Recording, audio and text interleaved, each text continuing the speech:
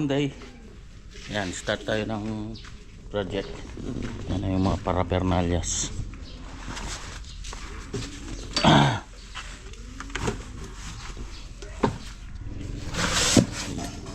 Yan, konti lang muna.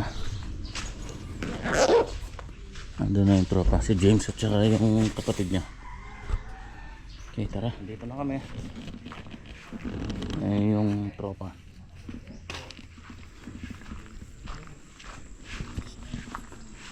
Layout muna. Ay, tingnan ta. Ay, ito makatoto. Oy, ito. Ay, tanay, kita natin tanaman na. Yan, sinita na namin yung blender. Potong natin heater. Oo. Kaya pala, dala itong pagkapetam. Kaya kalmaya kaling mo. Dami na yun. Oo.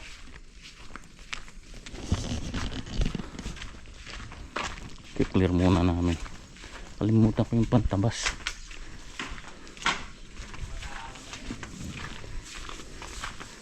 Yan, malinis na yan pala.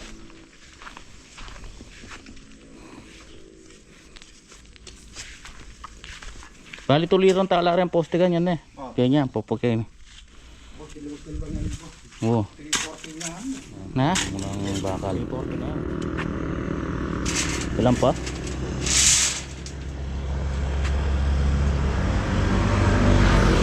Pulo na la? Pulo. Pulong pang 20. Sarabay niya ako.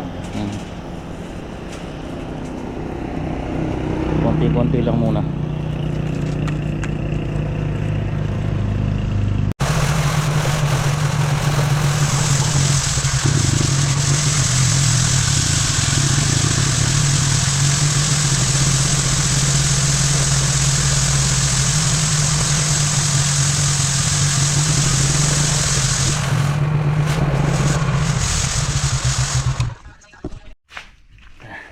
Init.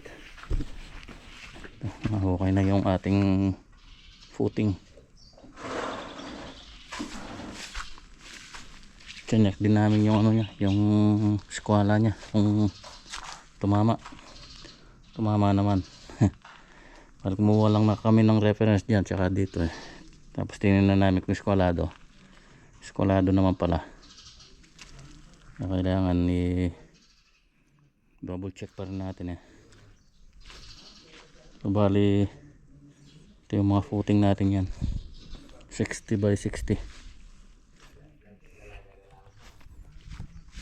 Break time na, tanghali na, napakainit.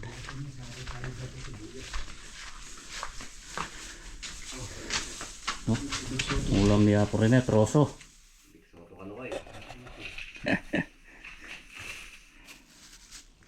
Yan, ito na yung bali lateral natin o stirrup para sa column. Yan, puro 10mm yan. Ito yung pang ano natin, footing. Bali yung pang vertical natin, yung rebar 16. Bibili muna ako unti-unti, hindi pwedeng tambak agad. Dali lang na bumili, malapit lang yung mga hardware dito. Sinasakay ko na lang sa kolong-kolong. Napaputol ko na kay James yung mga pang ano, dowel vertical. Grabe yan. Trick yung araw pero umuulan. Kadarating ko lang, bumili ako ng 16mm na rebar. Kanina umuwi ako, kinuha ko yung karmatilya tsaka yung drum na yung imbakan ng tubig. Pag-assemble kami ng poste ngayon.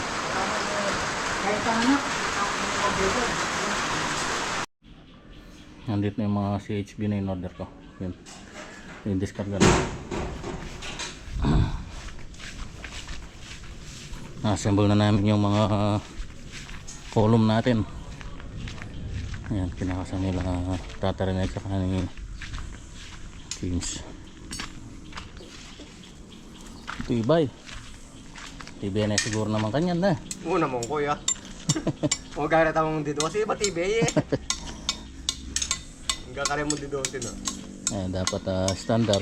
Wala yung standard dyan kanya. Lalo na mag-slab eh.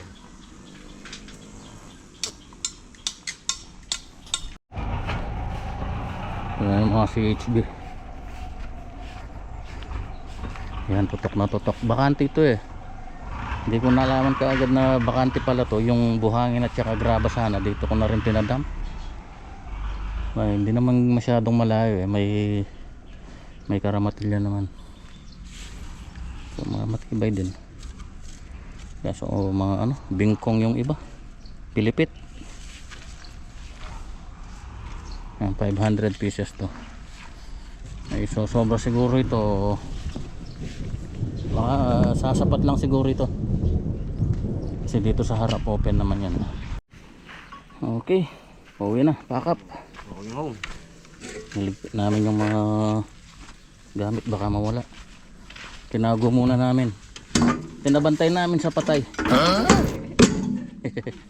Sigurado hindi mawawala. May gumagapang daw dito eh. Puro patayin dito. May gumagapang. Gusto mo yung bagya? Hindi, gusto mo yung bagya? Bam, una kaya tayo. Yan.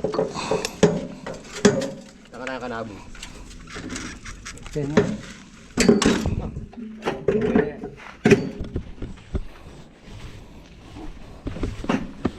Para pernalyas ito. Kailangan iuwi. Pag-iiwanan. Nanda na kayo kita kung kahit. May kaya crates. Yan, kaya crates. Okay na.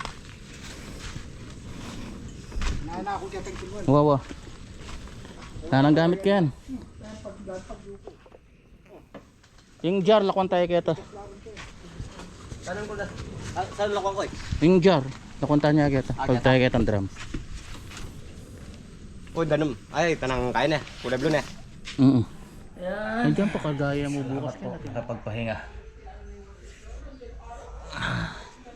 Hindi ko na naipakita yung naitayo naming dalawang poste kanina dahil nagmamadali na kami. Umaambon na eh.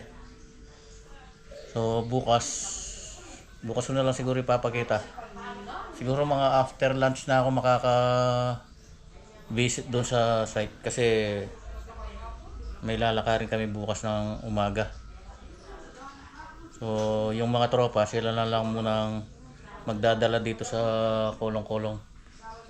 Pupunta sila dito tapos sila na ang magdadala doon sa pati sa mga gamit. So siguro kung makakahabol ako after lunch saka na lang ako pupunta doon.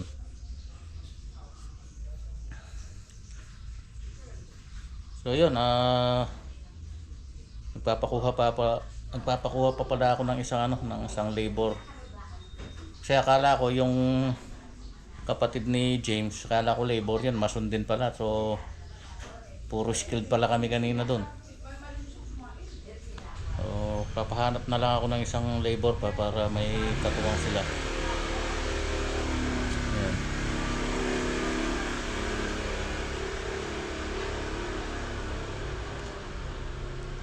So yan, bukas na lang po kayo bigyan ng update sa ating project. Tapos ko na po yung vlog natin para sa araw na to. Maraming salamat po sa inyong lahat. Tutok lang po. God bless us all.